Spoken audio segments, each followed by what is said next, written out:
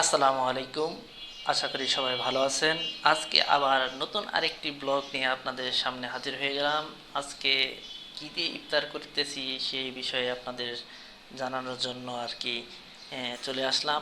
আমি প্রথমেই আপনাদের দেখাচ্ছি কি কি ফলমূল দিয়ে আজকে ইফতার করব। এই যে টমেটো আছে, বরই আছে, কুল বরই, যেটা শরীরের জন্য প্রচুর পরিমাণ পুষ্টিকর একটি খাবার। আর সাথে আছে পেয়ারা। পেয়ারাটা একটু মচমচে, মানে যেটা নরম হয়ে যায় এরকম না, এটা কিন্তু কসকস, মানে আমাদের এদিকে বলে গ্রাম্য ভাষায়। এটা খেতে অনেক সুস্বাদু। আর সাথে আছে আপেল। আপেল কিন্তু অনেক উপকারী একটি খাবার।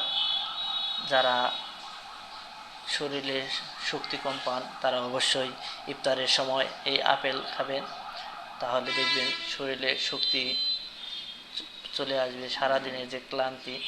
আর সাথে আছে শশা।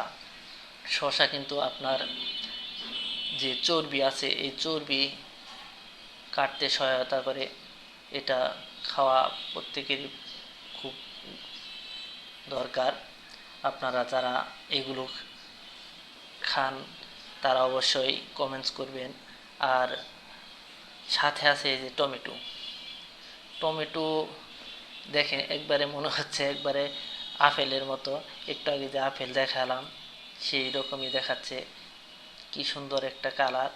এটা এত সুন্দর হয়েছে দেখতে। আর কাটার স্টাইলটা অনেক রকম সুন্দর হয়েছে। আর খেজুরের কথা আর কি বলবো, খেজুর তো আমাদের খুব একটি প্রিয় ফল, যা ইফতারের সময় আমাদের খুবই প্রয়োজন হয়। ইফতারের সময় খেজুরের শরীরের প্রচুর পরিমাণ প্রোটিন পূরণ করে, যা শরীরের পুষ্টিগুণ পূরণ করতে সহায়তা করে প্রচুর পরিমাণ। তো সবাই কেমন আছেন? আরেকটা জিনিস আপনাদের দেখাই, এই যে ডিম। ডিম কিন্তু ইফতারের সময় ডিম খাওয়া কিন্তু অনেক উপকারের। তো যাদের আবার হাই প্রেশার আছে তারা কিন্তু আবার ডিম এত খাবেন না, কারণ এত ডিম খেলে কিন্তু আপনার প্রেশারটা হুট করে বেড়ে যেতে পারে। তার জন্য আপনাদের বলবো যে ডিম খেলেও এত বেশি খাবেন না। আর সাথে আছে ছোলা বুট। ছোলা বুট শরীরের হজম শক্তি এবং শরীরে শক্তি যোগাতে সহায়তা করে।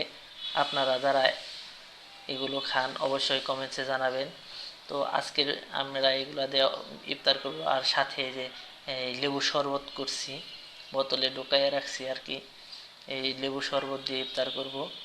ডিম তো খাবো, আর শরবতও আছে, আর ফলমূল সব কিছু মিলে আজকে মনে হচ্ছে খুব সুন্দর একটি ইফতার হবে। এবারকার মাসের ইফতারগুলো বেশ সুন্দর হলো, বেশ ভালো হয়েছে।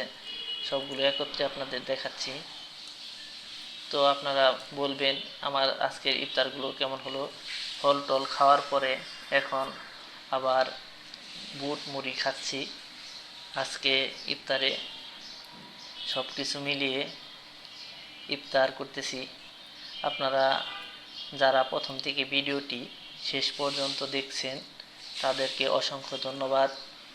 আর ছোলা বুট মুড়ি খেতে থাকি, আপনারা আপনাদের মতো করে খেতে থাকেন।